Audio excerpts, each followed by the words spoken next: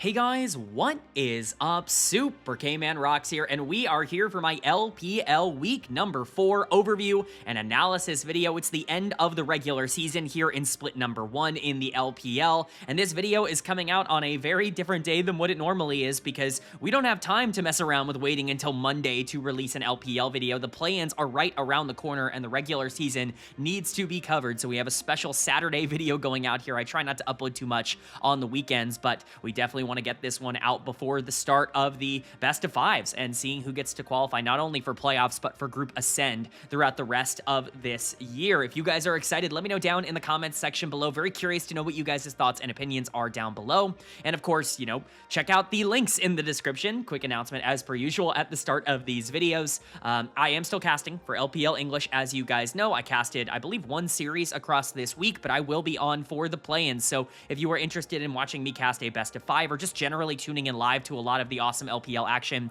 that is going on right now to qualify for playoffs and to qualify for group ascend, the links in the description to both the YouTube and the Twitch for LPL English are there. Highly recommend you follow or subscribe if you're not already. I mean, if you're watching this video, you probably already are subscribed to the LPL English channel, but definitely the place to go to watch LPL action. And of course, even when I'm not on, the product and the content they put out is just absolutely ridiculous. It's fantastic. I am out on their podcast for episode 4 again this week, so definitely go ahead and check out all the content over there. But with that out of the way, we've got quite a bit to cover, so let's go ahead and get into it. If you are new here, what we're going to do is go series by series, talking about the advantages and disadvantages that each team was able to generate. I'll be giving a player of the series and a dud of the series for each series that we cover, and at the end of the video, I will be giving a player of the week and a dud of the week to tie everything into a nice, neat little bow. Typically, we would be updating my personal power rankings at the end of this, talking about where I think teams are landing going into the next week, but because it's the end of the regular season, the only thing left to do is preview the play-in stage that we are getting. Who do I think will be able to make playoffs,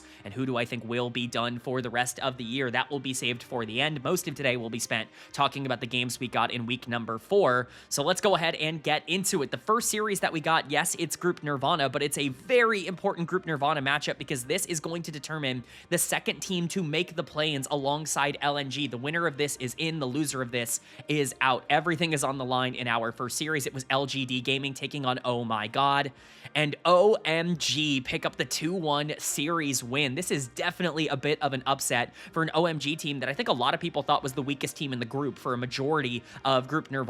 This is obviously a team that got relegated last year. They didn't even play in split number 3 because they weren't good enough in split number 2 to make it through into Group Nirvana for split 3, and now they are back. They are not only good enough to survive and to stay in the league, but they are top 2 in Group Nirvana and will at the bare minimum get a play-in spot and a best of 5 to prove that they belong potentially in trying to compete for Group Ascend, which is just insane. For LGD, you gotta feel pretty hard done here. This is a team that has been the only team in the group to be able to take games off of LNG. They took 2 separate games in their series off of, the best team in the group that's gone undefeated in series score, and yet somehow, some way, they find themselves bottling it at the finish line. They lose to OMG not once but twice throughout this split, and that is just enough alongside their 2 losses to LNG to eliminate them with a 2-4 record. They obviously expected themselves to be able to get out of this group, but in terms of actual production, I think this is much closer to what we thought they were going to be at the beginning of this split. Remember, I predicted OMG to be better than them. It didn't really look like that was going to come true for a majority of winter, but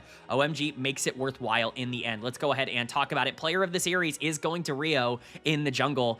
Cannot believe how quickly this team's fortunes have turned around since they changed junglers. It was really clear that Juhan was just the single worst player in the LPL. Again, I'm not here to just completely flame somebody who's already been benched for this team, but just getting him out and any competent jungler in on this team has clearly completely changed how they play in the mid game. Haichao, I think, has been playing a ton better. Starry and Moham, I think, have in particular been playing a ton better. And, their drafts, while they're not quite as standard, they're not quite as, like, what everybody else is playing right now. It's not a lot of Vi, Ari, or anything like that. You are still getting more specific drafts. You're seeing things like Syndra get pulled out more from Haichao. He's very good at these control mages. You're seeing more aggressive picks like the Pyke and the Seraphine come out from Moham throughout a lot of this series. It just kind of feels like the vibe around OMG of, it's changed a lot since Rio came in as the starting jungler. So Big credit to him. Again, I called him out in the primer video. This was a guy who I really enjoyed the tape of. People forget, but OMG and OMG Academy were the top 2 teams in the regular season in the LDL last year. Kind of insane. Obviously, OMG expected that, but for OMG Academy to be right up there with them and Rio to kind of be the centralizing and strongest player on that version of that team, you know, it just makes a lot of sense that he can come through here to the LPL and be able to help out OMG. The question is now, at this point, why did it take so long for OMG to realize that they needed to be playing this guy over Juhan, who just was not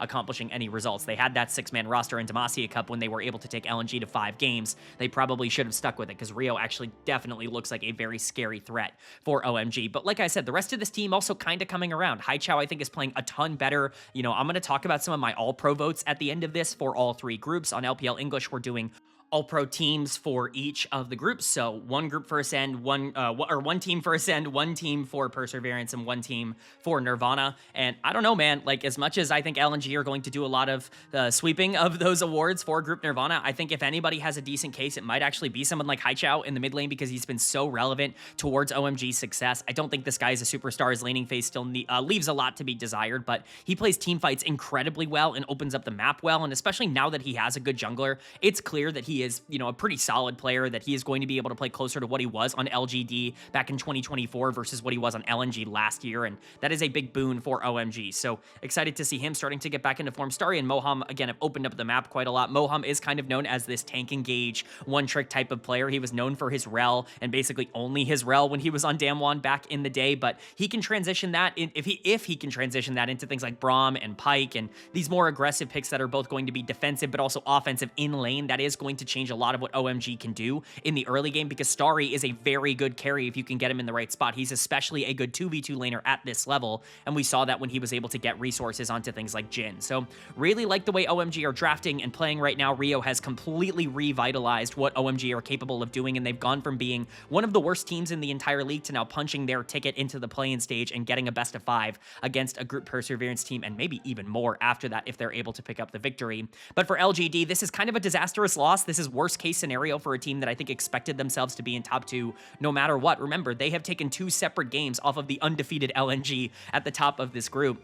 For them to be sitting here and not able to make it through because they couldn't take a single series off of OMG has to feel incredibly disappointing. Hung, for me, is going to get dud of the series in the jungle. Quite frankly, it was a jungle gap. I think the Poppy was terrible in game number 3. I thought he misplayed very heavily in terms of a lot of those fights. A lot of the ultimates really just went wide, and it did not look like he was comfortable. Yeah, he had an okay game on the Vi in game number 2. Everybody kind of plays well on the Vi right now. That champion is incredibly strong in the meta when you pair it up with something like Talia or Ari in the mid lane to be able to create those plays around that one-item power spike, but he had no tempo in game 1, and he had even less in game number 3. He is one of the biggest pieces for LGD, and he really let this team down, not only in this series, but the last time these 2 teams played against each other as well, outside of that game where he dominated Juhan's Kiana, where he went like 0-8 or whatever. Like, Hong just needed to be a bit more consistent, and I think that lack of consistency really dragged LGD down. I think there are other players on the team that played well, but like inconsistently well. Xiaoya and YCX, I think, had some great moments throughout this series, but they weren't able to generate the gigantic leads that maybe you were looking for in the 2v2 to kind of shut off things like Yunara and the Pyke, especially in game number 3. Again, they're not the problem. Xiaoya has kind of been a problem, I would say, for LGD throughout this split, but not necessarily in this series in particular. Tong Yuan, I think, was also generally fine. I think Haichao was better than Tong Yuan, but I do think it was kind of, you know, it was close enough. I think both of these players have been key cogs in why their teams have done well throughout Group Nirvana. Haichao was just better on the day. Tong Yuan, unfortunately, back-to-back years now getting relegated last year on RNG, and at least this year being done for split number 1, not making the play-in stage. And then Sasa on the top side, another player that I think I had really high expectations for. His inconsistencies have really gone deep. He is really starting to show a lack in champion diversity and the ability to play laning phases if they're not perfect. And I get that Sasa is like a really talented mechanical player, but I do need to see some of that evolution coming through. Harry is a player that he should be consistently outperforming, and it just hasn't really happened over the course of this split. LGD, unfortunately, with their last series of the split here, because they will not be making play-ins, but OMG moving on. Again, their last series of the regular season here, but they will get one more best of 5 against a team from Group Perseverance. I'm not saying that they're going to be successful in that series. They still are major underdogs going up against basically anybody else left in the league right now, but it's clear that this team has been revitalized by bringing a new jungler in, and with that kind of revitalization and potentially unlocking, you know, Haichao, Starry, Moham, even Harry on the top side, they could have upside that we're not even predicting just yet. Then moving on to our second series of day number 1, and we go up to Group Ascend for a matchup between Bilibili Gaming and Weibo Gaming, where BLG are going to get back on track at least a little bit here with a 2-0 series victory. Weibo has been doing pretty well for themselves, I would say, throughout this split, kind of clearly becoming the 4th best team in the LPL. Top Esports, I think, at times kind of contests them for that argument, but it's been kind of a top 3, and then Weibo kind of right below that. You know, I think they've been able to figure out some of their problems. Some of their players have started to come along, like Jeje and Arha, I think, are playing better over the second half, but BLG is a team that should not be having problems with Weibo Gaming. They should not be struggling with a matchup like this, and they didn't in this particular showcase, in this particular series. And you know what? It all just comes back to their superstar in the mid lane. It once again comes back to Knight, who is just the best player in the entire league. It's not particularly close. He's player of the series here. Once again, he absolutely dominated at the beginning of the year when this team looked like they were the best team in the entire league through the first couple of series. And for them to get back into that form, it's going to need to once again be Knight, who opens up the map and completely destroys the entire game. He was able to do it both in Game 1 and Game 2, but really, I mean, Game 2 was the big game for Knight. On was exceptionally good on the Bard in Game number 1 and was a big creation threat. I think Shun was also very good on the Xin Zhao. We'll talk about the big jungle gap in this series as well, but Knight, I mean, that Galio game was just disgusting, and that is the champion where it's just like, it's so funny how all of the best players in the world, like all of the best mid laners that you can talk about being like near the top of the mid lane rankings, whether it be Chovy or Faker or Knight or whoever, right? Like all of them separate themselves by being like unbelievably good Galio players that once you get that champion just completely break the game. Really like Galio Pantheon if you have a hyper carry on the bottom side of the map, and even really an aggressive top side like you do here with the Zehen into the Scion. I think you can do a lot of really nice things of being able to enable the rest of your, you know, map, of course, with that big macro advantage that you're going to be able to generate, especially into something like Aatrox Syndra that's going to be a bit more selfish in the middle of the map, and boy, does Knight utilize that well to just dominate the laning phase against Syndra, move around the map, and create a nuisance for Jeje to not even really be able to play the game on the Aatrox in Game number 2. Knight really is that special in terms of what he can look like when the games are going his way. I'm not going to try to influence people on their votes for All-Pro, but I'm definitely going to influence you in saying that if you don't pick Knight, you're out of your mind. This guy has been like everything that you could want him to be so far in 2026, and he is actively carrying this team across the finish line. On is the other player on this team that's just been good, basically from day number 1. To me, him and Kyle have very much cemented the fact that they were the 2 best supports in the region, and I know I got some flack, some criticism for putting them so far above every other support in my off-season grades video, especially the fact that I put them as A-minuses when I think a lot of people are like, hey, they're decently inconsistent, where are the B-plus grades, like how are these players A's, and you know, someone like Gala is not an A, and quite frankly, I feel like I've been entirely justified across this split to say that. Both On and Kyle have looked fantastic. On basically from day number 1. The rest of the team isn't always there for him. I think Viper has struggled to be able to adapt so far to the LPL, but On is doing a great job. His Bard was ridiculous. Massive jungle gap in favor of Shun. He's a player that can be decently inconsistent and has been decently inconsistent for BLG. Him being better on the Rift here today was important. I think Bin has been overly criticized across this year. You know, I've been getting some comments like, oh, you think Bin was good? How can you possibly think that? I think there was a stretch of time, a couple of games in a row where Bin wasn't very good, like at the end of tail end of week 2 going into like the beginning of week 3, but I think outside of that, like at least 60% of the games, Bin has really been kind of the best top laner in the league in terms of what he's been able to do. It's just not really there in terms of consistency. Bin has always been a player that's been inconsistent in the regular season, especially early on in the year. Let's not forget last year, this team was losing to Thunder Talk in the regular season in a best of 5 because they were just not locked in yet. Like, I'm not trying to write off these players just because they're not good in the regular season. Bin did have some bad form generally last year, but I think we've seen enough so far in 2026, at least for me, to kind of feel comfortable that he is back in better form. Even Viper was playing well here. It's not always the case, but he was definitely better in this series, kind of building off of that nice series from the end of week 3. Overall, BLG felt a lot more comfortable, and it all really comes back down to their superstar mid laner. Then for Weibo, they just don't have the firepower to take on a team like BLG when they're clicking. I really don't like this draft in game number 2. I love Aatrox jungle, but one thing I think Aatrox jungle kind of needs is other less selfish picks around him throughout the draft. I think you have good playmakers here and things like Nico and Scion, but to pair Aatrox with both the Syndra and the Kai'Sa, both of which I think kind of need to have some resources and would prefer to have some sort of facilitative type of jungler, I just don't think that this is necessarily a combo that's going to work against something like Pantheon Galio that can really own the map macro-wise. You're never going to be able to keep up in terms of tempo, and Jeje was just bad on the Aatrox. He looked super uncomfortable on the champion. He was never able to really play any fights. He was dying so quick throughout this game. He's obviously dead of the series. The Vi wasn't particularly good in game 1 either. You know, the jungle gap, I think, was the largest largest gap on the Rift here today, and that's with the fact that Knight was dominating in the mid lane. Xiaohu wasn't as good as his scoreline would indicate, but at the very least, he was trying to prop the rest of Weibo up, despite the fact that he was losing in the mid lane. At the very least, he was able to find some really nice ultimates in fights on the Azir and was okay enough on the Syndra, just couldn't really play the game. I'm not blaming this one on Xiaohu. I know a lot of people like to blame Xiaohu. I know I'm a bit of a Xiaohu defender in terms of his impact. I do not think this is anywhere near his fault in the same kind of way it is for Jeje.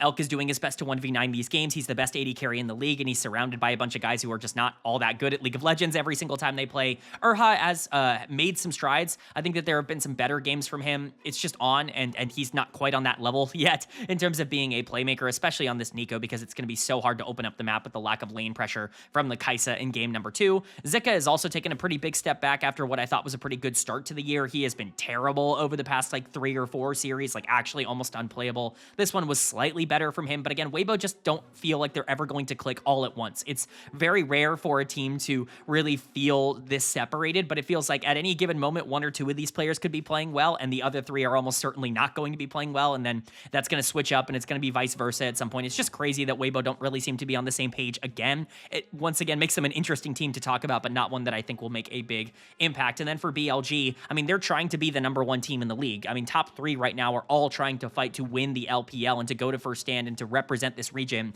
internationally. BLG have more than enough talent to do so. I counted them out last week because it didn't feel like they had the cohesion. Hopefully they can start getting that back here.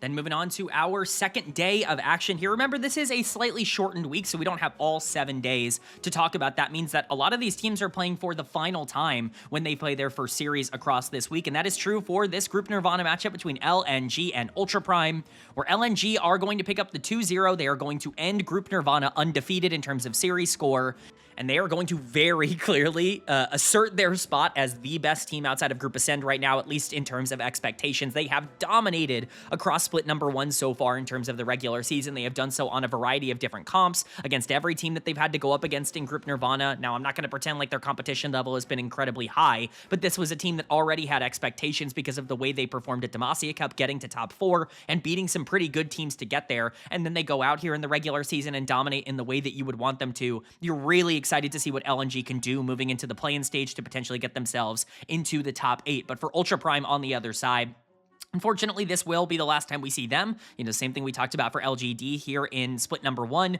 This was much more expected for Ultra Prime, who are pretty clearly one of the weakest teams in the league. I think it's them and Thunder Talk kind of alone at the bottom of the standings right now in terms of how things are breaking down. 2 very young rosters that went for some promotions that didn't necessarily work out for them. But Ultra Prime definitely still have some things to be excited about. These games weren't exactly blowouts. Game 2 was decently close. All things considered, they just don't really have the talent to be able to win a lot of these close games against teams that are better than them. So let's talk about it pretty quickly because there's not really a ton to discuss here. Krako is player of the series. He's gotten plenty of these over the course of 2026 already. You know, we ran a graphic when I was covering the LNG series a couple of weeks ago where it's like, hey, Krako's kind of right at the top of the MVP ladder despite playing less games than anybody in Group Ascend. Very funny how that ends up working out, but he's just dominated Group Nirvana in a way that we haven't seen in a very long time. It's really nice to see him back in form as an aggressive jungler. I think getting into a system where he can once again just play for bot lane, a bot lane especially that wants to win 2v2 in the early game to snowball, I think is really important. That was where he was at his best in 2022 when he was on Sandbox playing for Prince and Kyle. You know, getting him back into that form with 1xN and missing on this team, I think has been generally pretty positive overall. But, you know, Krako we've expected to do well. Even on things like Neferi that aren't nearly as common in 2026, we know that Krako is a good player. The player that I think stepped up a lot in Game 2 was Sheer on the Mbessa. The scoreline, the KDA, it might not look all that flashy, but he was really important in landing those ultimates down the stretch of the second game. And while Sheer has really gone under the radar and not really been talked about all that much, he's been good. Like, he has been what he's supposed to be on the top side. He's consistently winning lane and winning matchups and doing really well for himself when he does get those leads. He just isn't taking the same kind of, you know, unbelievable victories that Krako, 1xN missing right now are throughout the rest of the map. I think Sheer is honestly getting a bit underrated in terms of his impact. We'll see how that ends up translating against better competition. Again, he's not going up against very good top laners right now. He should be dominating and winning lane very consistently, but the fact that he is doing it, I just don't necessarily think is talked about nearly as much as it is for others. Bulldog's kind of in a similar boat, although I think Bulldog is doing much worse at being able to dominate mid lane talent, even if mid lane talent is a bit better in Group Nirvana than top lane talent is. Saber was excellent in this series, and he is Omega stuck right now on Ultra Prime. This is genuinely a very good mid laner that we will talk about. Bulldog was still very good in this series and was able to make an impact on the Zoe in Game 2, but not nearly as dominant in the individual matchup. Missing completely outclassed Xiaoxia. You can expect that. 1xN was definitely better than Henna. You can expect that even if 1xN was dying a bit more than I would want him to in this series. LNG definitely were the better team, and even if they made it close in game 2, walking out of the regular season undefeated is certainly a good goal to accomplish. And for Ultra Prime, you know, it really just comes down to the fact that it's Saber trying his best to win games for a team that isn't very good surrounding him. I do feel bad for this guy because I do think he is trying his hardest to actually make Ultra Prime a relevant team. You could even argue that from a pure individual performance perspective, Saber might have been the best mid laner in the LPL, or I guess in Group Nirvana, not the LPL, in Group Nirvana across this split, because he was winning in lane basically every single game, even without tempo coming in from his jungle and from his bot lane and, you know, all of this stuff. But it just doesn't really matter. When the rest of your team is not very good, you're not going to be able to win games, specifically top and support. They do not look like they are going to be able to mesh well. Jungle, I think, has also struggled, but we'll talk about that a little bit differently. Xiaoxia is once again getting done of the series for me. I'm just completely out on this guy. I do not think he is a good support at this level, and I don't think he's really going to get better. Like, I know that feels like a really negative thing to say, but sometimes you just have to cut your losses and move in a different direction. I certainly would be looking for a new support going in to split number 2. If I was Ultra Prime, you gave him, you know, a lot of time last year to try and adjust and to try to get used to things. I thought he was bad last year. I think he's been really bad this year. I just don't really know what else there is to see. Maybe he has a late season breakout that ends up changing my mind, but at least for now, I view him as the worst support in the LPL, and it's not particularly close. And then Liang Chen's in a very similar spot on the top side. He has really struggled. I mean, this guy is just not very good in the laning phase, even on things like Renekton and Cassante that theoretically should be so consistent to play.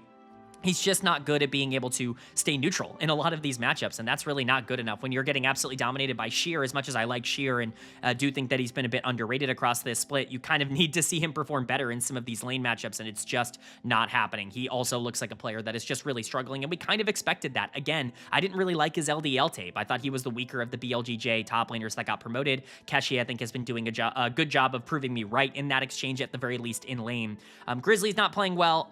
It's hard to really put it all on Grizzly. He came in late to this split, needed a bit of time to get used to even playing with the rest of his team, and while I think he is generating tempo and pressure, he's just way too over-aggressive and constantly dying for it. Henna is a complete non-factor down on the bottom side. You can maybe say that, like, oh, you can't really blame him because he's an AD carry and the rest of the team is losing, but, like, this guy has never been a game changer for any team he's ever been on. Ultra Prime are just very disappointing, and I feel bad for Saber, who genuinely is an interesting player. But for LNG, they get that undefeated split. They are, you know, moving on to the play-in stage to take on Thunder Talk, a matchup that they very, you know, likely will be able to win. But if they can win 2 best-of-5s and get themselves into Group Ascend, I think we're finally going to get the chance to see how strong this team can actually be. But then moving on to our second series of day number 2, and we go back up to Group Ascend for a matchup between Invictus Gaming and JD Gaming. And JDG finally overcome what has been their biggest obstacle in 2026 up until this point. The Invictus Gaming roster that can't seem to find a win anywhere. That's been JDG's kryptonite this year somehow, some way, but they are able to overcome the Demacia Cup champions who took them down in the finals of that tournament, and of course the team that beat them on day number 1 of this overall split. So good for JDG. They finally start to, you know, overcome some of their own demons. It does take 3 games, which it probably shouldn't. Typically against Invictus, you do drop game number 1. Even Rookie and Photic were playing well in that game, and that's not something that always happens. Wei's able to carry on the Xin Zhao to create more for the LeBlanc in the mid game. It's a nice game overall for IG, but their lack of talent really comes through as they start to go down the pecking order in terms of these drafts. Rookie playing LeBlanc, Anivia Zoe in this series, definitely concerning. He is not playing well so far in 2026, but for JDG on the other side, they are able to generate a pretty solid series for themselves. Still would like to see them clean up a couple of things. At the very least, Game 3 was decisive and dominant. It's just not every single player on the team playing well at any one given moment. Xiaoshu, for me, is the obvious choice for player of the series. After that Game 3 on the Renekton, it was easily the most important and best game of the entire series from anybody. I think Broadcast gave player of the series to Hongq, but generally, I'm almost always in disagreement with the way that LPL gives out player of the series. I think Xiaoshu was clearly the best player on JDG, and I think at this point, it's pretty indisputable that he has been the best performing top laner in the LPL at the start of this year. There have been some up and down moments, but the fact that he actually is good in the laning phase already makes him so much different than almost any other top laner right now in the league, because it just feels like so many of these top laners that are finding success are doing so by going, you know, neutral or doing fine enough in the laning phase, and then, you know, picking off and creating a lot of big explosive plays in team fights. You know, we've seen that from basically every region in the world so far this year, but Xiaoshu, one of the few top laners who actively is just winning lane consistently against good competition, and that is going to be much more repeatable than just hoping and praying that you don't get destroyed in the 1v1. I've always really liked Xiaoshu. Going back to his rookie year, I was almost willing to give up on him at the beginning of last year during the RNG days because it just felt like he was on bad roster after bad roster and learned some bad habits. But going to JDG has clearly been like a career-saving move for Xiaoshu, and he's been able to unlock a lot of that potential that we saw from him many years ago when he was a rookie on LGD and, you know, hopping around to a couple of bad teams along the process as well. So excited to see that Xiaoshu has really become everything that we wanted him to be, at least for now. Hongq was pretty good in this series, certainly better than rookie in terms of opening up the map, but I still want to see a bit more. I just have such high expectations of him. That Rise game was fantastic in game number 2. That's really the one that you are specifically pointing out. I think Junjia and Vampire were also fine in this series. I don't think they made any major mistakes. Vampire could have, you know, stood to be a bit more active. I think across the map at times he was just a bit too passive in the plays that he was making, and the team was going a bit slower than I wanted them to in the mid game, especially in game 2, where I really thought they could have sped things up a little bit more. But I mean, that is a, you know, very specific criticism. Overall, I think they played the map well, and Junjia, I think, got better after that game 1 on the Pantheon that wasn't particularly good. But the one player that really is continuing to concern me for JDG is Gala in the bot lane. You know, I get it. I'm a Gala hater. At this point, I understand that I am kind of against the grain and not going towards popular opinion on that, but this guy has just not been what people say he has been across 2026 so far. I think a lot of people would claim that he's been the second best AD carry in the league. I would have some major disagreements with that take. I just don't think he's quite been on that level. And that can be kind of construed as both a good thing and a bad thing for JDG, because I think Gala still has a ton of room to get better in terms of the way he's executing in the late game here and the way he's getting caught in team fights. I think that there are plenty of ways for him to improve, and that means a JDG team that is already decently good at being able to take down a lot of teams in Group Ascend could get even better once Gala starts to get into form. But if the concern is that Gala is just not the player that he was for 1 month over the end of the season last year, I think that that's like a reasonable thing to be concerned about. I think Gala is a good player, but I don't know if he's going to be a top 2 AD carry that's going to be able to completely elevate your team. I think you're kind of hoping and praying that Xiaoshu's emergence here as a top-tier top laner is going to be sustainable, because the bot lane has just been inconsistent. Vampire, I think, has been playing better over the back end of the year. Certainly wouldn't say he's been phenomenal, but I think he's been good for this team. If Gala can get on track and just be stable down on the bot side, I think things are going to get better. Either way, JDG overcome their mental hurdle against Invictus and are able to pick up a win here that they did kind of need in order for their record to be in a better spot here. And then for IG on the other side, their problems are just very clear. They are not particularly talented. This is a team that I am starting to get genuinely concerned might not be top 6 in the league. I still think that they should be in consideration for that. Wei was pretty good in game number 1. Rookie and Photic weren't terrible. Same thing for Dway in that first game. But again, once that starts to fall off, and once you start to get worse performances out of players like Wei and Rookie, they're not able to win games because they are the only players that are good enough to be able to separate themselves on IG from basically anyone else in Group Ascend. Saburo continues to be very bad in lane. He's going to get dead of the series for me. This is a nightmare matchup on the top side for him because he is all late game. Like, he's not even that great of a team fighter, but he's a horrible laner, like genuinely maybe the worst laning top laner in the entire league, including Group Nirvana. He really just has no idea what he needs to be doing in the 1v1. He's constantly, you know, either bleeding resources and losing matchups or losing winning matchups, which might be even worse. And to do that against Xiaoshu, who is like the dominant laning top laner right now in the LPL, it's just not a particularly fun matchup to try to project for IG. It's almost always gone Xiaoshu's way, even in IG wins. And unfortunately, it was too big of a gap this time to be able to salvage in that game number 3 on the Ornn. I'm pretty much entirely out on Saburo. This guy just does not look like a tier 1 caliber top laner in terms of bringing him in here. Again, I think there are some criticisms of, like, Wei didn't play great on the Jarvan and the Nocturne, but he carried the game on Xin Zhao, so I'll give him some credit. Rookie, I think, is going to get a little bit too much hate, but he also made some horrible plays on things like Anivia and Zoe. I'm so tired of this Anivia into Ryze counterpick. It almost never works globally. Like, again, I understand the idea behind it. It's just so specific, and it really offers you nothing in terms of playing off of your Nocturne Misfortune combo that you're setting up for that one-item power spike. You can't really skirmish in the early game because Vi Ryze is going to have so much more tempo out of the middle of the map, and I think it really kind of delays what your, you know, playmaking abilities look like. I think Anivia is just too slow of a pick to really function in the meta right now. And Photic, ironically enough, has not even really looked like the worst player on this team this year, which I think is kind of funny, all things considered, with just how bad he's been. Not that he's been good or that he's carried these teams or games or anything like that, but more so he hasn't been the complete liability that I think we all kind of expected him to be. IG are just not very talented. They're easily the worst team in Group Ascend, and I'm not going to say they're in threat to not make Group Ascend going into split number 2 because you just need to be top 8. You don't need to be top 6, but I don't know. It's not all that out of the realm of possibility that some of these Perseverance teams could take a series against IG, which would be pretty embarrassing. But for JDG, they get back on the horse here. They start to look a little bit better. This team wants to be like a genuine title contender, not somewhere near 500 in terms of their record. I think obviously getting over their Invictus Gaming hump is important, but they need to keep this up later on in the week. Then moving on now to day number 3, technically our middle day of the week with 5 days of action to cover. We have a matchup between LGD Gaming and WE to kick off day 3 and to really prove a lot in group perseverance, where EDG are going to pick up the 2-0 victory. The fact that this is a 2-0 is super important because what this means for EDG is that, WE losing here and them getting themselves to 4-2 in terms of record means that depending on what happens with NIP and Thunder Talk later on in the week, if NIP are not able to 2-0 Thunder Talk, EDG will be top 2 in their group and they will get that extra life going into the play-in stage. That is a huge turnaround for an EDG team that started 0-2 this split with losses to WE and NIP. For them to bounce back and win 4 in a row is obviously super impressive. For WE, it just feels like this team is finally starting to get exposed and capitalized on for all of the things that they have been doing wrong over the course of the beginning of this year. They've been so bad at playing the early game. They are almost always down in gold, and yet for some reason they're able to make their way back into games because teams are not closing things out super efficiently against them. We finally see an EDG team that seems to be coming around on their own individual playstyle, and it's very much working for them. We'll talk about it a bit more on the EDG side, but WE just might not have been as good as they were at the beginning of the year in terms of their results. It might have been completely fabricated. So let's go ahead and get into it. Player of the series for me is going to Leave in the bot lane. Misfortune, Varus, these early game kind of 2v2 one-item power spike type of champions. Not that Varus doesn't spike at every item, just in terms of how he has built that champion is just unbelievably broken in terms of playing it out.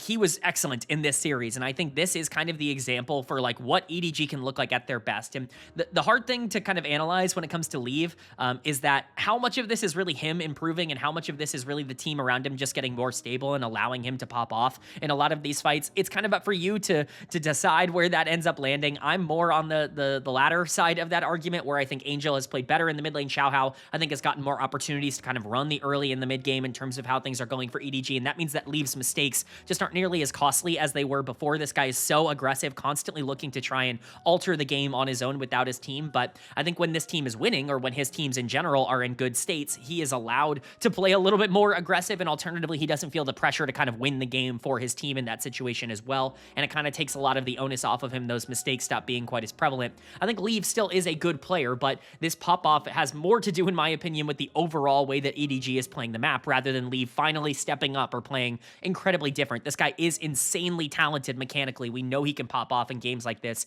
You just need to make sure to get him into game states where he can be, consistent in that phase. Again, I've been talking about the lack of synergy between Leave and Palkia all year long down on the bot side, because Palkia wants to play Nico, he wants to play Bard, he wants to play Rakan, he wants to move around the map and be a big playmaker for EDG, and he doesn't really get to do that because Leave kind of needs to be babysat for a majority of the game, or else he's going to make a major positioning mistake. If you're just winning everywhere else, a lot of that goes away. So happy to see that the bot lane is starting to figure out the way that they want to play. Angel is in much better form. The last time these two teams played in week number 1, Karis gapped Angel, and he gapped him real hard in terms of how that mid lane matchup went. So to see Angel bounce back, finally start to find his footing in this meta in terms of not playing things like Ryze that he was always really bad at, and start to move to things like Talia around the Nocturne and the Jarvan and play more for that mid-game power spike. I think it's really worked out for him. Xiaohao's just been great, as per usual, all split long. He's always very good as a player. It's no surprise there that I'm going to be hyping him up. And ZDZ was fine. I don't think he did anything exceptional. Cube was terrible on the other side of this matchup, but ZDZ was also, I guess, kind of there. I've been a lot lower on his impact so far this year. I think he was really bad at the start of the split,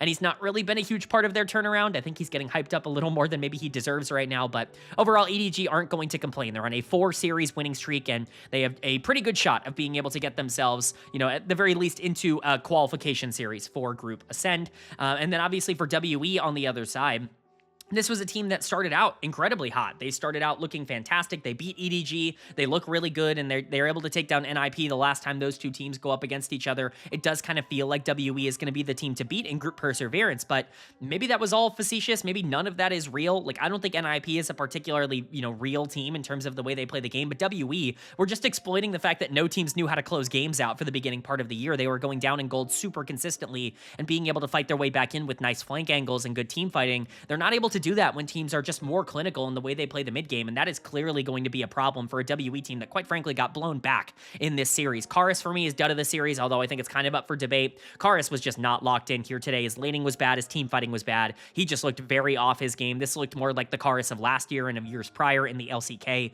than anything that we've seen at the beginning of the year, kind of the good progression that he has been able to make. Hopefully he can get back into form because he is a very integral piece to why WE was succeeding at the beginning of the year. Cube was terrible, and Cube kind of has been kind of bad for a majority of the year. I think he's been hidden by the fact that Monkey has also been a little bit inconsistent and generally has had his ups and downs. I think Cube doesn't necessarily get the same kind of negative attention for a role that's not nearly as important on the top side of the map, but his Rumble ultimates were as bad as they could possibly get in game 2. About and Yao Yao didn't really seem like they had a lot going for them. Yao Yao was constantly getting obliterated by Leave throughout game number 2 on the Alistair, looking for those engages. It just wasn't a very good look for a WE team that has already showcased themselves to not be very good in the early game. And when you're talking about early game, the reason I always try to stress that is the most important thing to work on for a lot of these teams is that's really the main repeatable thing. You know, late game, it's all well and good to be one of the best team fighting teams in the league, but if you're down 3k gold and the other team is good enough at team fighting, you're not really going to have a lot of opportunities to be able to win those fights. WE needs to get more consistent at generating those leads, and that really comes down to Monkey and these laners just being better in the early game, which they have not been, especially not drafting things like Dr. Mundo, Azir, Sipper. Like, you have no tempo at all in game number 1. There's absolutely no way you're ever going to be able to contest this Nocturne Misfortune comp. So, you know, for WE, I am starting to get concerned that this is not a team that's going to be competing for Group Ascend, especially with a team like LNG down in Group Nirvana, because EDG to me scream like the best team in the league right now, or the best team in Group Perseverance, not in the LPL, the best team in this group in particular. I think they have the best shot of being able to get out, whether they get that number 1 or number 2 seed, but they really want to get that top 2 seed to make sure they can have that extra life just in case. Then moving on to our second series of day number 3, and again, back up to Group Ascend for Weibo Gaming taking on anyone's Legend.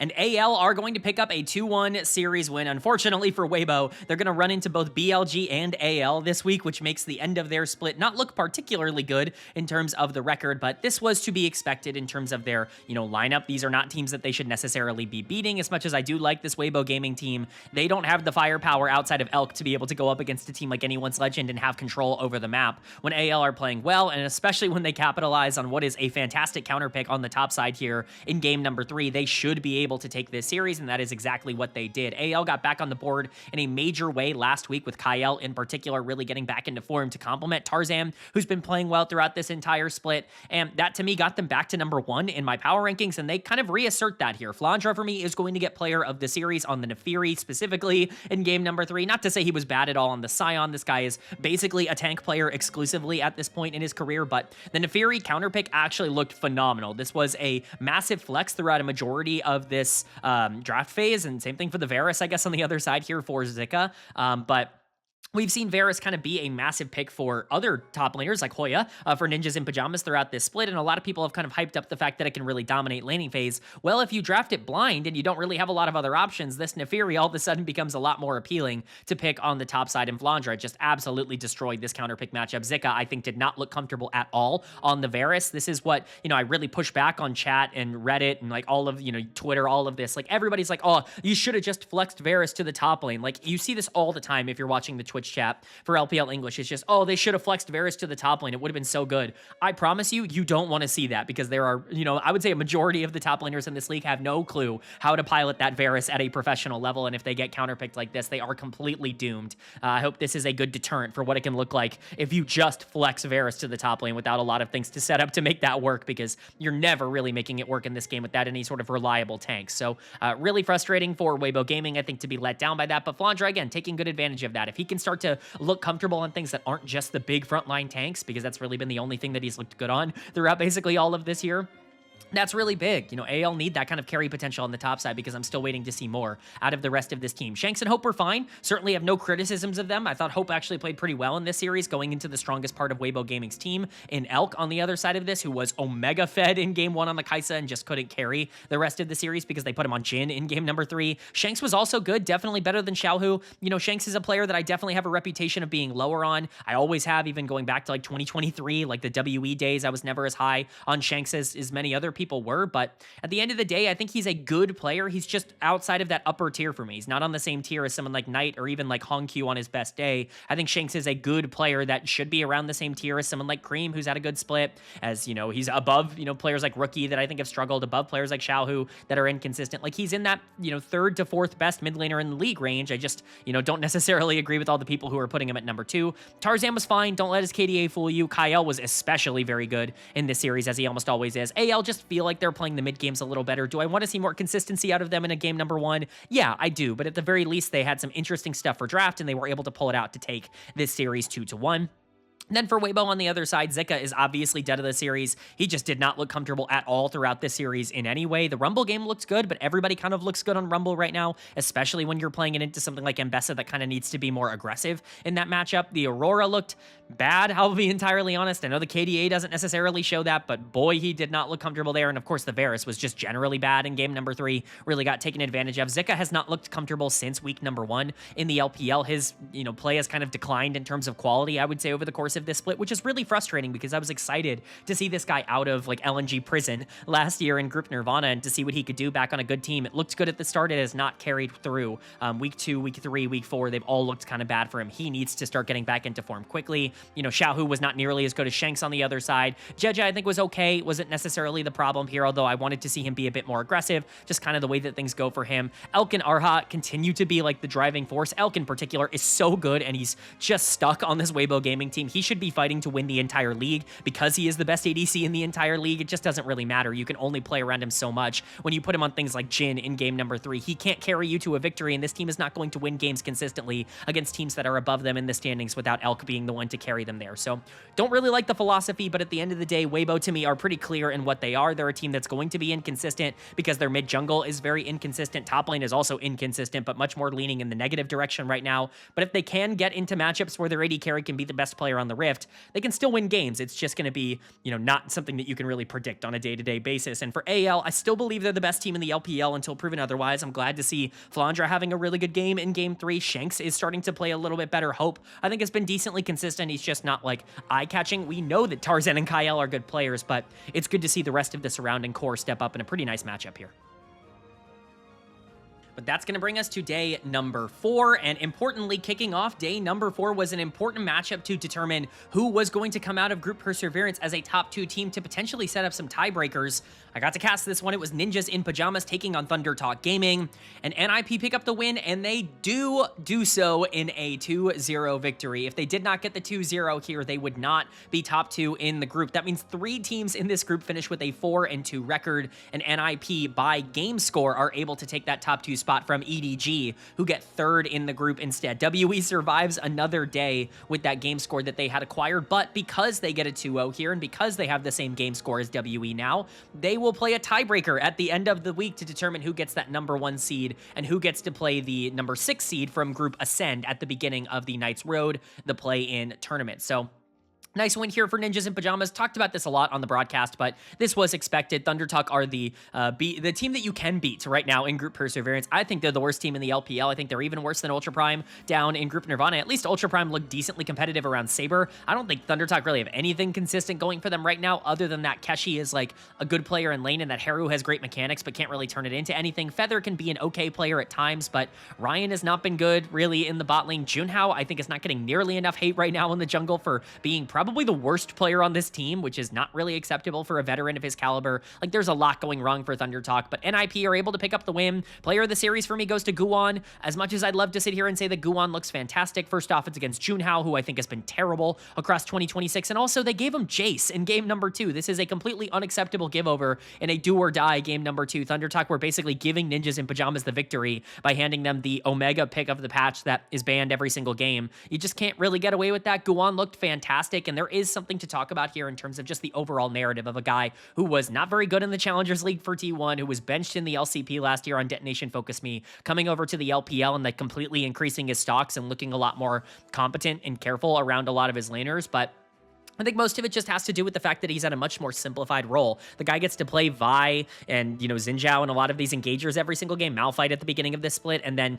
he gets the Jace in game number 2. Like, his role has just become a lot easier on this team than it was on a lot of the other teams where he had to carry a lot more. Now he's basically just an initiator, and anything else you get out of him is house money. He was very good in this series as a carry. He deserves player of the series in terms of the way he played, but I'm not going to sit here and tell you that he was, like, breaking the game or anything like that, that he's, like, the best jungler in group perseverance, or that he's completely revitalized. I think there is some room for regression going up against better teams, but he's doing pretty well to beat the bad teams right now, which is what you need to do. Credit to Zhuo as well. I thought Zhuo played pretty well, got player of the game for the Bard in game 2. Don't agree with that at all. I thought he was very good, but the Jace was definitely the most important champion in that second game. Still, Zhuo looking about as I expected. He is better than the worst supports in the league and is going to be able to do well in these lower groups, but will probably struggle once he gets back into Group Ascend, because that's just always the way that Zhuo functions. He's going to consistently be like the 8th or 9th best support in the league, and you can kind of reliably count on that. He's not the worst player of all time, but he's also not a particularly dominant player. Awesome was okay. Didn't have to do too much down on the bot side. Care, I thought, was really good, maybe underratedly good in this series to be able to keep gold leads on the side of NIP. Haru was doing good to pull back resources as well, but I think Care was, solid enough to be able to shut that down. He was awesome on the Ahri in game 1 in particular. Hoya's KDA is a complete lie. This guy was fine in this series, but he wasn't exactly this good. I think Hoya's been great for Ninjas in Pyjamas. I wouldn't necessarily point to this series in particular as an example of that, but NIP just doing well for themselves across the board, and Thunder Talk really struggling. They end the split without a single series win. If LNG are the undefeated team down in Group Nirvana, Thunder Talk are the antithesis of that here in Group Perseverance, and they're going to be going toe-to-toe in the play-in stage. It's not looking very good for Thunder Talk, who I think have their, work cut out for them, we'll just say, because Junhao, the one player who was supposed to come in and kind of bring a floor, bring some stability in the jungle because he played well last year for Ultra Prime. He has been horrible for this team, and you can blame it on the laners if you really want to, but Keshi is winning on the top side for the most part. Haru is also winning inconsistently in the mid lane. It's not every game, but he has good mechanics, and he is able to generate leads for himself. Junhao has just been bad. He has just been behind the 8 ball. He is, in my opinion, the worst player on this team. I think he's actively letting the team down. He's looking like one of the worst junglers in the entire league, and, it's going to get to a point where it's like, hey, this team might actually get relegated if you don't change out your jungler and if you don't look in a different direction, which is insane for the one player that was supposed to be stable for them. Again, Ryan and Feather aren't particularly good on the bottom side as well. At least Feather has some sort of upside as an interesting playmaker on these tank engagers, but Thunder Talk are really just kind of hoping and praying that their rookies are good enough to overperform against some Nirvana teams. It's not even Nirvana teams, right? It's LNG that you have to go out and beat now. Your back's up against the wall. It's not looking particularly good, but for NIP, getting this win is massive. It gives them that extra life in the play-in tournament to make sure they can try and get themselves into Group Ascend. This was a team that I thought was going to be bottom 2 going into the year. The worst team, in my opinion, in Group Perseverance. They have proven me entirely wrong. I'm happy to eat the L. This team is going to be at the very least interesting and will have a couple of chances to get themselves into top 8. But then moving on to our second series of day number 4, and back up in Group Ascend, we've got LGD Gaming taking on Top Esports. And Top Esports are going to pick up the 2-0 victory here. They're not even going to drop a game against JDG. And I've been saying it for weeks on this channel, but every single time we watch Top Esports play, it feels like they get better and better every single game. It does feel like this team is ramping, that their young players like Nayo and Feng Yue are getting more and more comfortable playing at the top end level. Cream has been spectacular throughout all of this year. For me, he's been borderline, a top 2 or 3 mid laner in the entire league. Knight is obviously number 1, but him outplaying Hongq in this series has Cream been the second best mid laner in the LPL so far this year. I think that is a real conversation to have. And with everything else on the Rift going well for Top Esports, this is a massive win for a team that is trying to play their way into top 4. Remember, only top 4 in Group Ascend guarantee themselves playoffs. The bottom 2 teams, 5 and 6, have to play in that play-in tournament against either, some Perseverance teams, or if they lose that, they're going to go down and, have one more shot in a best of 5. You don't want to be a team that ends up in play-ins, even with that extra life. You want to be a team that auto-qualifies, and Top Esports doing what they need to do to get there. For JDG, though, what is going on with this team? How can you possibly evaluate this team? Maybe they're just BLG merchants. Maybe this is just a team that goes out and destroys Bilibili Gaming and, looks like they should be near the top of the standings because of that, but they're not particularly good outside of that. Like, they've had so many series across this year where it's just been like, what's going on? They beat Anyone's Legend at the beginning of the split, and you feel really good about them, but then they go out and lose to Weibo, they lose to Invictus, they lose to Top Esports here, and these are the games that you should be winning if you're trying to be a top team here in the LPL. LPL. You need to consistently be taking these teams down, and they really just underperformed. They played bad here today across the entire map, and that's the frustrating part. For Top Esports, how can you not be excited about this? Feng Yue, for me, is going to get player of the series. This guy has really started to get a lot more comfortable in the last couple of series. Again, people were overreacting and panicking and calling for Tien or Hong to come back to this team and be able to save Top Esports season for when Jackie Love comes back. I was super, super vocal on this channel about how you just don't want to give up on these young players, about how it's okay for them to struggle early on, and you want to give them the resources to make mistakes so that they can learn and improve from them and start to develop some synergy and some chemistry over time. That is exactly what is happening for Top Esports. Feng Yue completely outplayed Vampire in this series. This was a massive support gap in both of these games. Game 1, he was phenomenal on the Poppy. Game 2, he was just as excellent on the Playmaker in the Rakan to be able to open up the map and really counter this Nocturne from being able to make plays.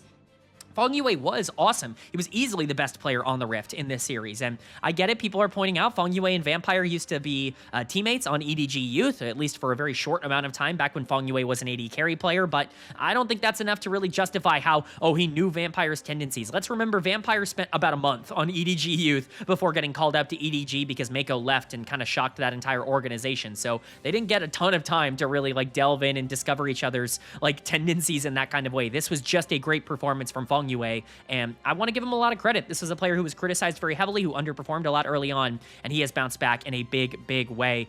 Cream continues to be awesome in the mid lane.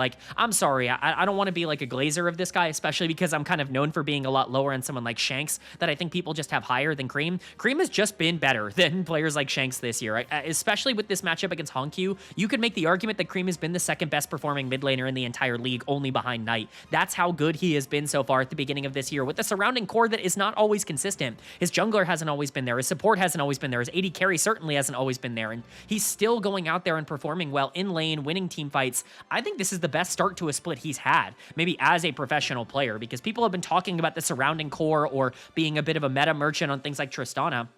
There's no accusations of that this split. He's genuinely just been really good for this team in the mid lane. Happy to see that progression is coming through. Nio was certainly better than Junjia on the other side of this, especially in Game 2 on the Wukong. We'll talk about that a bit more for Junjia, who just made some really bad ultimate plays on the Nocturne in that second game. But Jiachi was fine. 369 was solid enough on the top side. Xiaoshu has probably been better than him this split for 369 to come out and stabilize. That top side is good. Top Esports just looked very good in this series. And again, you just get really excited about what this team can become if they continue to get better game over game. But for JDG on the other side, what even is this team? How do you even try and evaluate where they are at this point? They look so good against BLG, and they look so bad against a lot of other teams. They beat a team like AL, they lose to Top Esports. It's so hard to get a read onto where they are, especially when players like Junjia and Vampire play so poor in this series. Junjia, for me, is easily worse. He's going to get dead of the series. I mean, he insta-lost game number 2 multiple different times on the Nocturne. He is clearly just not built to play these more aggressive champions that kind of need to pull the trigger. I will say one thing that I do want to push back on, and I've said this before, let's not do revisionist history and pretend like this guy wasn't super good for EDG in 2022, completely salvaging their season and getting them back on track before Jeje came back in to kind of let them go to Worlds and kind of raise their ceiling again. Junjia was a good LPL player in 2022. He goes on to dominate the LCP. It's just not working out right now. And I agree with the people who are like, yeah, it's not looked good so far in 2026. That I agree with. I don't think it's looked all that cohesive. He doesn't seem to have a good connection with a lot of the players on this team. He feels very isolated. It's not a meta that I think really makes him look good because he doesn't like playing things like Xin Zhao and Pantheon and these really aggressive picks. Nocturne, as we saw here, he likes to be more of a facilitator out of the jungle, but I hate this narrative that, he was never good in the LPL. That's just a straight up lie for anybody who watched EDG in 2022. I will not stand for that. I covered that a lot on the channel back in the day. I will say, though, Vampire is also not playing particularly well. I think he was much better in the second half than he was in the first half for JDG, but he got completely outplayed by Feng Yue in this series. I mean, it was a massive support gap in favor of Top Esports, and that is a bit of a problem. Again, Vampire, a player who does have a lot to prove. This is his first real shot to be on a top-tier team in the LPL after, a couple of stints on teams that, he wasn't very good in 2024 and kind of broke out in 2025. This is a big year for him to kind of determine whether or not he can be a top-tier support at this level, and it didn't look good here. Gala continues to kind of underperform. Not going to blame him for this one. Hongq was worse than Cream, that's for sure. I mean, his jungler was running it, so you don't want to give him too much blame. Xiaoshu as well, not necessarily putting this on him on the top side, but JDG, this is a team that I've consistently talked about as being a top 2 team in the LPL, and it's just not really coming through right now. The inconsistency is definitely there, but this is a massive, massive, massive win for Top Top Esports. Remember, getting into top 4 is everything for these teams, and depending on what happens on the final day, this is the kind of win that could potentially punch their ticket into the playoffs. But that's going to bring us to our 5th and final day, I guess theoretically, of action here. Of course, we know there's a tiebreaker technically on day number 6, but our final day of regular season action kicked off with a matchup between Invictus Gaming and Weibo Gaming.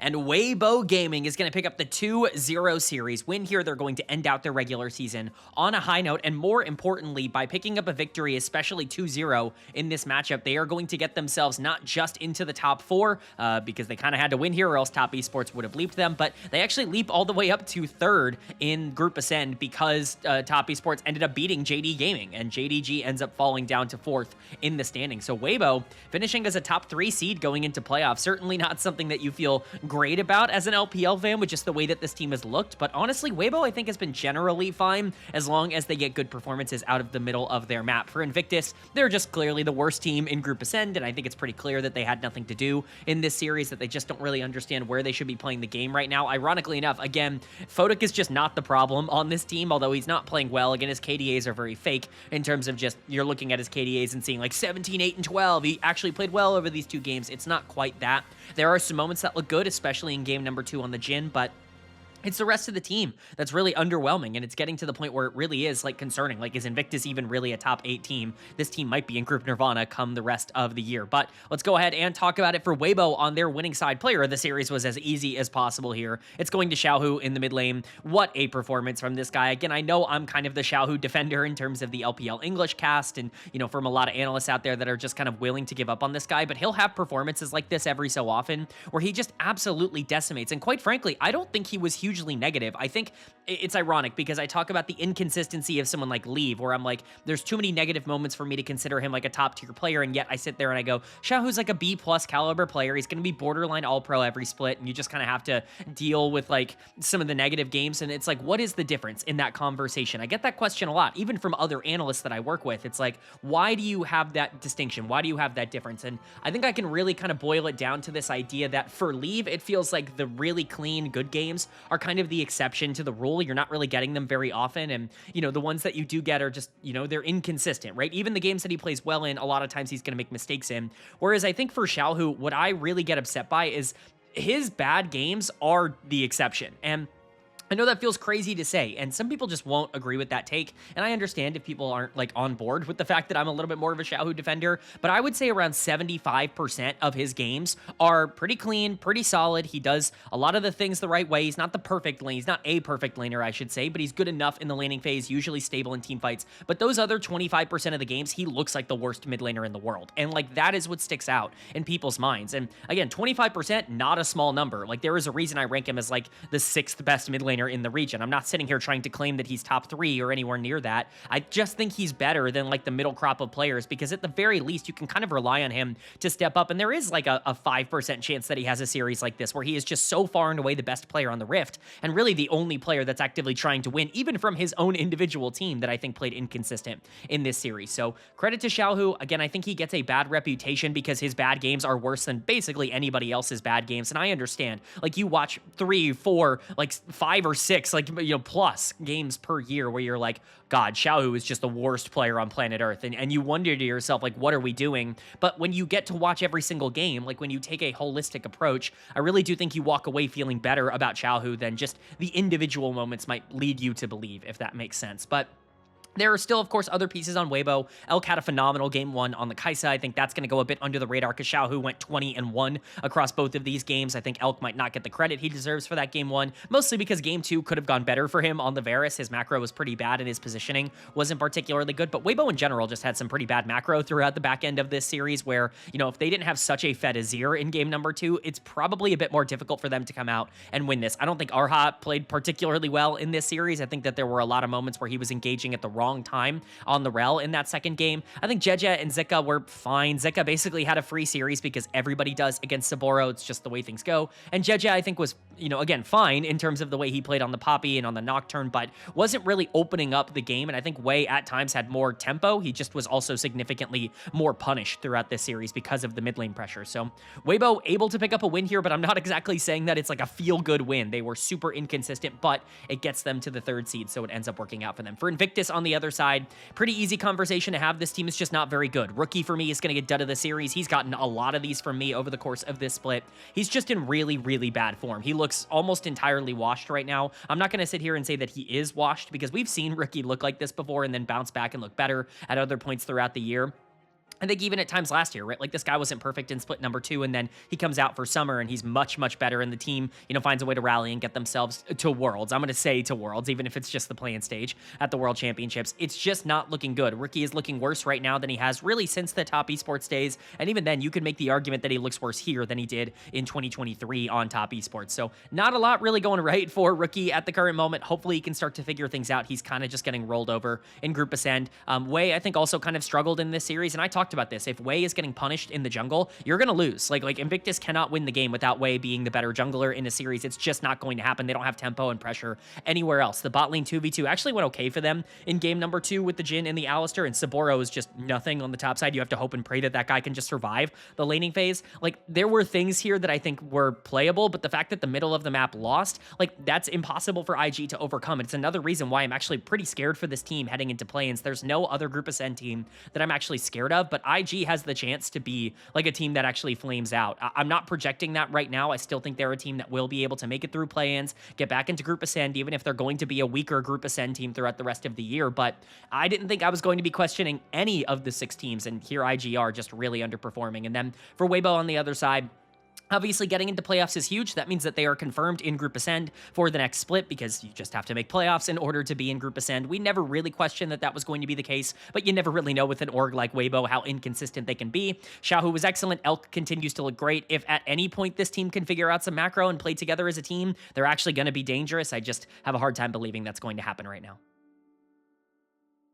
But that's going to bring us to our final series of the technical regular season. Of course, we've got one more after this for the tiebreaker, but this was supposed to be the capstone, and it's probably the 2 biggest teams in the entire league going head-to-head. It's Anyone's Legend taking on Bilibili Gaming, and Anyone's Legend going to pick up the 2-1 series win. They are going to really establish that they are the team to beat heading into the playoffs here in the LPL, and they will secure themselves the #1 seed heading into the aforementioned playoffs. BLG put up a pretty okay fight, I would say, throughout a majority of this series, but game number 2 just ends up not looking all that good. Of course, people are kind of memeing on Knight's Azir, but it really kind of mattered. Shanks was huge in that second game on the Yone, and then you get to game 3, and it's Shun's Kindred. It's one of his signature picks. It's an aggressive top side. It's on a playmaker, and yet it's Hope who is popping off on the other side of this matchup and completely taking over. This is a very, very interesting series overall to take away things from, because I think there are a lot of takeaways that are decently repeatable for both of these teams, and I'm excited to go into it. So let's go ahead and talk about it. Hope for me is going to get player of the series. I do think that we are a bit harsh on Hope overall. I'm not going to sit here and say that Hope is some sort of superstar, that he has the mechanics to really, dominate or take over in the same kind of way. But, Light was a player that I talked pretty highly about. I think Hope is a slightly worse version of what Light was at his prime for many years for LNG and for Weibo, where he's just this super consistent player that you can kind of rely on being good, especially if the rest of your team is good. Now, Light could elevate other players around him in the best case scenario if he was given a lot of resources like he did in 2022 and 2023. Hope is not really the player I would ever expect to do that, but this was a fantastic showcase. He just outplayed Viper. Like, it was not particularly close. Hope has been the second best AD carry in the LPL across this split up until this point, and whether you want to say that that's a good thing or a bad thing, like, it's kind of been the reality of it. Hope has been really consistent for AL as an executor in terms of just, he gets put into good positions by the fact that he plays with Kyle and Tarzan, and Shanks has started to come back online.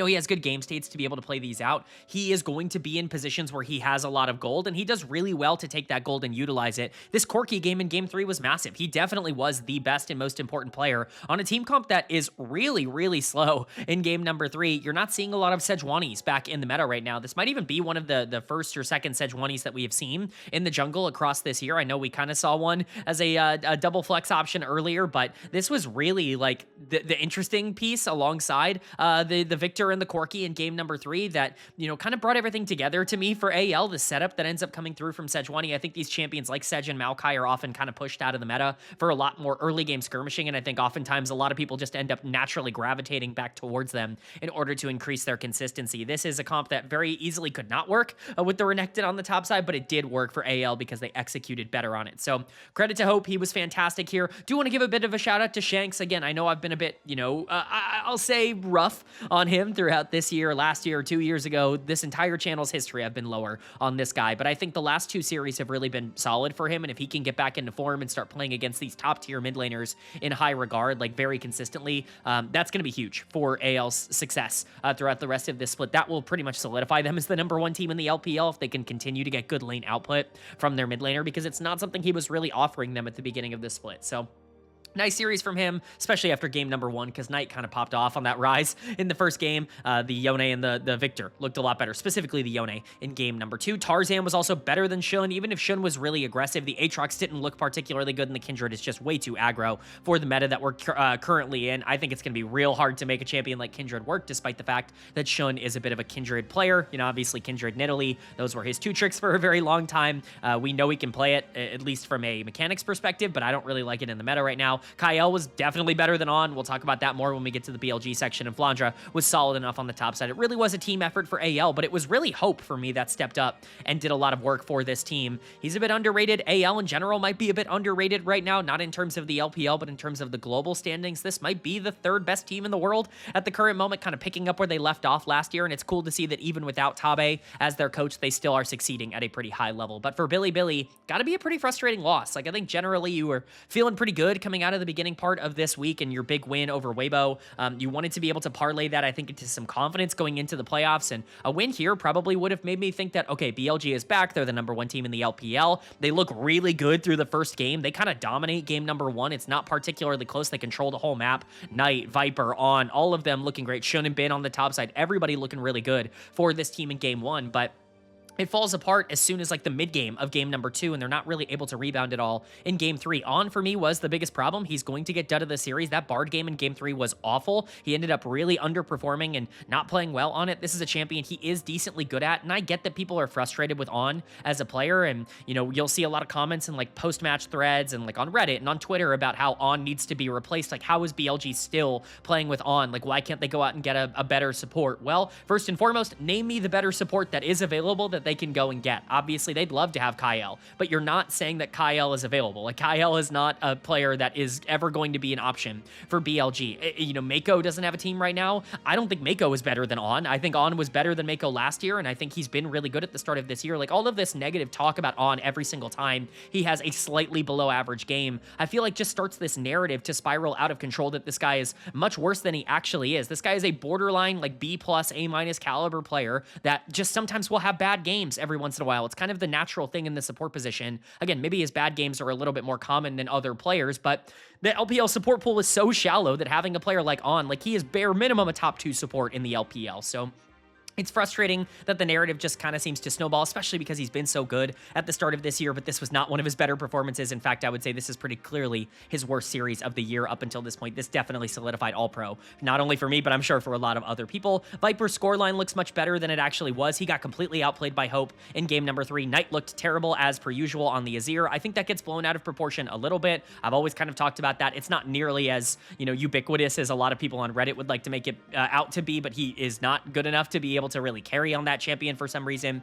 Shun's KDA and Bin's KDA, like, all of these things are inflated because of that game number 1 and how dominant it was, but really they had no effect on the back end of this series. When Knight and On, the 2 best players on BLG throughout the year up until this point, underperform, what this kind of shows is that now all of a sudden BLG is the team that is very specific in the way that they need to win. I criticized AL for a lot of last year because Tarzan and Kael needed to step up in order for them to be like a top tier dominant team, because Flandre, Shanks, and Hope were just good players. They weren't elite level players, especially once you started getting to the top of the LPL. But BLG kind of have taken that moniker, in my opinion, where Knight and On are kind of the elite players on this team. And if they're not stepping up, it's clear that Bin, Shun, and Viper are just not going to be able to win against top tier teams at the LPL level when they are the carries. And that is a problem for a BLG team that I think kind of brought on all these players as potentially, you know, big carries. You brought Shun and Viper back in order to increase the floor of this team, and it's just not happening right now. But for AL, on the winning side, this is obviously a gigantic win for them. They really needed this to kind of solidify that #1 spot. They have the #1 seed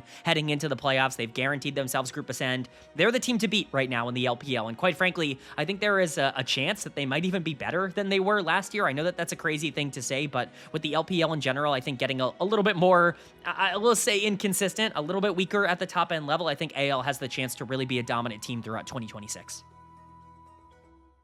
But that's going to bring us to our true final series of the regular season, and it's not even really technically a regular season matchup. It is a tiebreaker for group perseverance for first place in the group. It's Ninjas in Pyjamas taking on Team WE, and Ninjas in Pyjamas are going to pick up the 2-0 victory. You know, they were on the outside looking in potentially in this, you know, upper tiebreaker anyways at the beginning of this week. They take down Thunder Talk 2-0, and they solidify their spot not just in top 2 with that extra life going into the play-in stage, but now as the #1 seed, and quite frankly, with the luxury of getting to play an Invictus Gaming team that is not doing particularly well up in Group Ascend. For WE, this is a very frustrating loss. You had locked playoffs, you know, weeks ago. I think it was like a week and a half ago, you had already locked the fact that you were top 2 in this group, or, you know, at least over a week ago, you had locked the fact that you were top 2, and yet here you are in a tiebreaker, and you're not even getting first place in the group. You know, they've really fallen off of a cliff in terms of their performances, losing to EDG earlier this week, and then, of course, now to Ninjas in Pyjamas. It's not a good look. A 0-4 week to close out the regular season for WE. But let's go ahead and talk about it quickly. Guwan is going to get my player of the series. Awesome showcase here from Guwan. What a week overall from this guy. I thought he played incredibly well across this entire week. And if you want to count this as a part of week 4, then he looked really, really solid on carries. And I think that that is, you know, the best thing that you can possibly say. This guy pulled out the Kiana and the Mbessa in this series, and he was able to dominate both of these games against Monkey, who, you know, for all of his faults and all of his inconsistencies, still has moments where he looks pretty good throughout a lot of these games. And he just completely outplayed him throughout this entire series on these carries, was able to generate leads and really take over, specifically that Kiana game in game #1. I think it was the strongest game in this series, and it's just cool to see that Guwan feels so much more comfortable now over here in the LPL when he never really felt like that in the Challengers League or in the LCP. For him to be able to show up on a team that had no expectations and genuinely be able to start like figuring things out and start leading the team, like it's just best case scenario for a player of Guwan's caliber. So, you know, I was questioning this organization and what they saw in him to bring him over. Clearly they saw a lot more than I did, because it is very much working out for them. Do want to give a big shout out to Joao. Once again, like, I know that the community is decently low on Joao, and I think most of that is warranted because he's had a lot of opportunities to play on some good teams and some bad teams, and he's never really looked like somebody who can break through. But I think Joao sometimes gets a bad rap for just being a fine player. He is like the definition of a league average support, in my opinion. There are going to be games that he does well in and games that he does, you know, underwhelming in, if that's the way you want to say it. He's like the 7th or 8th, like the 9th best support or something like that in the region at any given moment. And there are going to be times where he's better than that because the support pool in the LPL is not particularly good either. I think he's been pretty good for NIP and been a big reason why they've been able to solidify in their mid games and why their early games have actually looked pretty good throughout this split. So I thought he played great. I thought the Thresh was good. The Bard in particular was very good in game #2, was definitely better than Yao Yao on the other side. And I think he's just as big of a reason why this team is moving on to, you know, potentially take down IG, or at the very least get an opportunity to get that matchup against IG as anyone else is on the team. So credit to him. Kara has been really good. Definitely outplayed Karis here. Hoya was way better than Cube, as he has been throughout this entire split. Awesome was good on the bottom side. Basically, everybody kind of clicked here for NIP, and that's exactly what you are looking for. You are looking for this team to feel more cohesive and more like a unit together as a whole. And I think they did that in this series, kind of clearly showing that they are, at the very least right now, the team to beat in group perseverance. We'll talk about EDG and my expectations for them at the end of the video. But for WE, I'm in panic mode if I'm a WE fan. I really do not think this looks like a team that's going to be able to make group ascend right now. And for that to be the case, like when they looked so good at the beginning of the split, is frustrating because I think players like Karis, players like Cube, Monkey, they're just not in good form. Karis was so good at the start of this split, played some of the best tier 1 league we've ever seen him play, even going back to the LCK days, and it's just not there right now for WE. It feels like he's regressed to being exactly exactly what he was in 2025 for this WE team, which is worst case scenario. Cube was destroyed on the top side. This guy has been arguably the worst top laner in all of Group Perseverance, and that is not a good record to have when there is a team here that is 0-6. That's just not really acceptable. And then for me, Monkey is once again going to get dud of the series. This guy has gotten multiple of these throughout this split.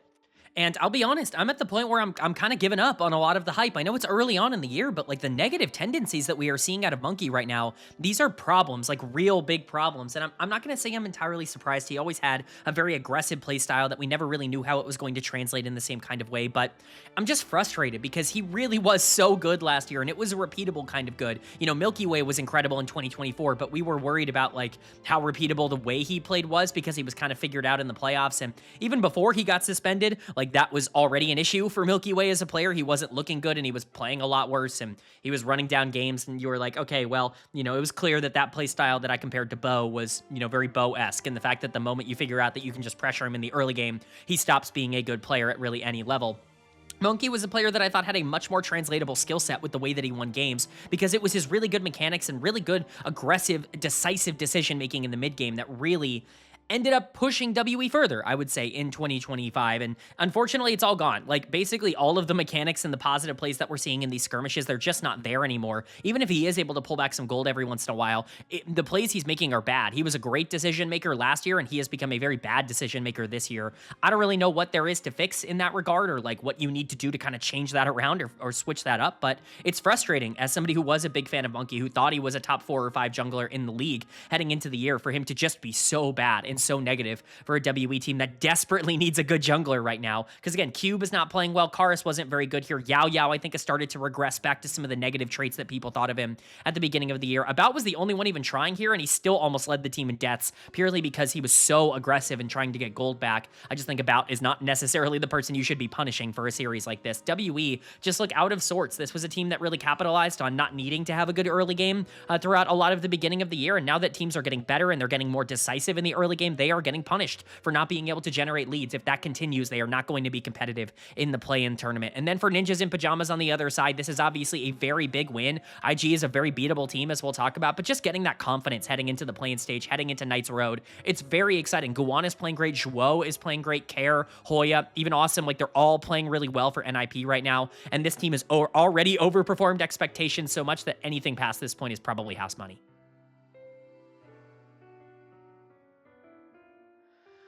All right, but that is going to do it for my LPL Week 4 overview and analysis video, and that is going to do it for my regular season analysis here of Split number 1. We are done. It is time for play-ins, Knight's Road, and then playoffs in terms of how things go. But before we get into that, let's close out the regular season with my Player of the Week and my Dud of the Week here for week number 4. My Player of the Week, it's going to go to Hope, the AD carry for anyone's legend. That's 3 straight AL Player of the Weeks. It was Tarzan in week 2, Kyle in week 3, and now Hope in week 4. Really funny how that turns out. Hope was incredible across both of their series wins, but this has clearly become the team to beat once again here in the LPL. Not that we can entirely be surprised about that. It's good to see that they have been able to live up to their own expectations, and Hope, I think, is generally performing better than you could have expected. He's been a top 2 AD carry. It's him and Elk at the top of those qualifications for me so far in 2026, just in terms of raw performance. You just hope that he's going to be able to keep it up. He had 2 great Corki games this week, and of course the Kaisa game in game 2 against BLG.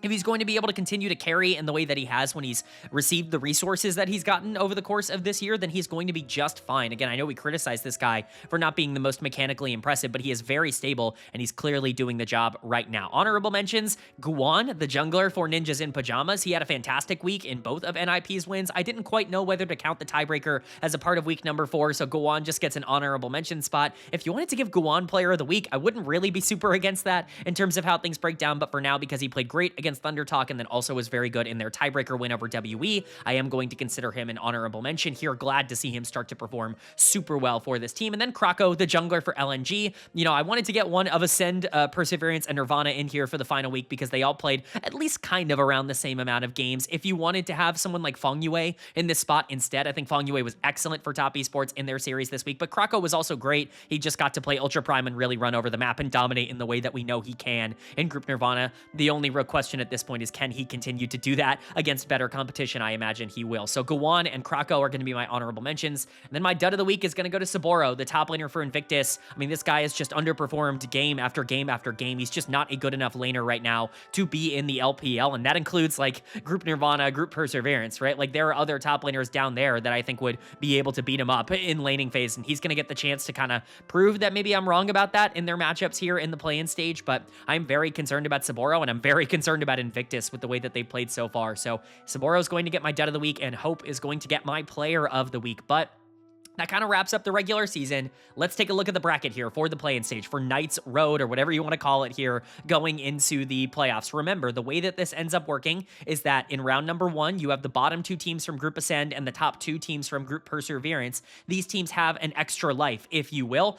They are going to be playing, and the winner of these 2 series immediately qualifies for Group Ascend and for the playoffs. That will create 6, because we have 4 teams, as you can see at the bottom, that are advancing directly. AL, BLG, Weibo, and JDG in that order, being the top 4 seeds in Group Ascend, automatically making the playoffs. And so we will find the 5th and 6th teams from those first round 1 series between Top Esports and WE, and Invictus and NIP. And then we move on to round 2, which is the bottom 2 teams from Group Perseverance and the top 2 teams from Group Nirvana going toe-to-toe. Of course, the winners of that taking on the losers of the round 1 matchups, who get to keep that extra life active to go back into round 3, and that will be the second and I guess qualification round, if you want to put it like that. Games are seeded apparently by split number 1 records, so we could see a reseeding. It's not just EDG and OMG are on the top side. They play the Top Esports WE thing. It's not like that. They'll get reseeded depending on who the higher and lower seed is to come out of round 2 to take on the higher or lower seed coming out of round 1. We can go ahead and go over my personal previews for this very quickly on who I think will get out. For Top Esports WE, because I am covering, by the way, the play-ins all in one video. It's all going to be one video over the course of these next couple of days. It's 3 days of games, and so I didn't want to, release anything that was, very specific there. I think it's fair to cover this all in one smooth motion. But predicting Top Esports versus WE, I think Top Esports is in good form, and I think WE is not, ironically enough, with one team coming out of a higher group than the other. I really don't think TES should struggle with this series at all, and if they do, I think that's a bit concerning. Top Esports should be able to take this relatively cleanly and move their way back into Group Ascend. The more interesting round 1 qualifying match is, of course, Invictus taking on Ninjas in Pyjamas. Very excited to see how this goes, because again, IG has really struggled, and there are multiple players on the team that I am worried about going into the NIP matchup. When you're talking about top lane, like, is Hoya just a better player than Saburo? Hoya has certainly been great across this split up until this point, and Saburo has not for Invictus Gaming. So very curious to see how that ends up playing out. Of course, Gowon into Wei, I think, is going to be the primo matchup to watch there. I think IG should be good enough to be able to pick up the win here. Hopefully Rookie can outplay Care and, kind of start to get some of his mojo back, but I certainly don't think this is going to be an easy series, especially considering it's a best of 5. So I'm picking IG, but it's a very tentative IG pick here. And then for round 2, EDG versus OMG, EDG should have no problems here. As much as I like OMG now that Rio has been inserted as their new jungler, they definitely feel like a better and more competitive team than they were before. EDG might be the best team left in this bracket, which I will talk about. And then ThunderTalk versus LNG, this one's even easier to predict. This is LNG, and if they drop a game, that's insane. This team should not have any trouble in this Knights Road. They might even be better than most of the Group Ascend teams that are in this tournament as well. They really are that dominant, and I imagine they will have no problems taking down the team that has yet to win a series this year in Thunder Talk. But that means my projected round 3 matchups, or the teams that are there, are WE and NIP from round 1, and then EDG and LNG, which means that I believe it would be seeded with NIP as the top team taking on LNG, which is a nightmare situation for NIP if that does end up being the case, because I think LNG is absolutely better than Ninjas in Pyjamas. And then it would be WE versus EDG, and as we saw this week, how can you not pick EDG in that matchup? So if you want an overall prediction on the 4 teams that I think will be making it out of here into Group Ascend and into the playoffs for the rest of Split 1, I think it will be Top Esports and Invictus Gaming from round 1, and I think it will be Edward Gaming and LNG for round number 3. So let me know if you agree or disagree with those predictions down in the comment section below. Do you think WE or NIP have a better chance than I'm giving them? Maybe even OMG or Thunder Talk, who I think are kind of getting counted out by a lot of other analysts. Do you think any of the 4 teams that I don't think will make it through, should be favorited over the teams that I picked? I'm curious to know your thoughts and opinions down below. But that's going to do it. I do hope you guys enjoyed. If you did, leave a like. It really does mean a lot to me. Lets me know you guys are enjoying the content, and it does help get this video out to a lot more people, which I'm always very appreciative of. If you're new here, hit the subscribe button. Of course, we're covering everything that comes with the play-ins and the playoffs playoffs in the LPL all the way up to First Stand, which we will be covering as well on this channel. And of course, we cover 3 of the other major regions every single week in that same vein: LCS, LEC, and LCK. So if you want a comprehensive overview of everything going on in LoL Esports, this is the place for it. Hit subscribe and hit that bell so you can be notified when those videos do go live. But with all that being said, I hope you all are having a great day. I hope you continue to have a great day, and I will see you all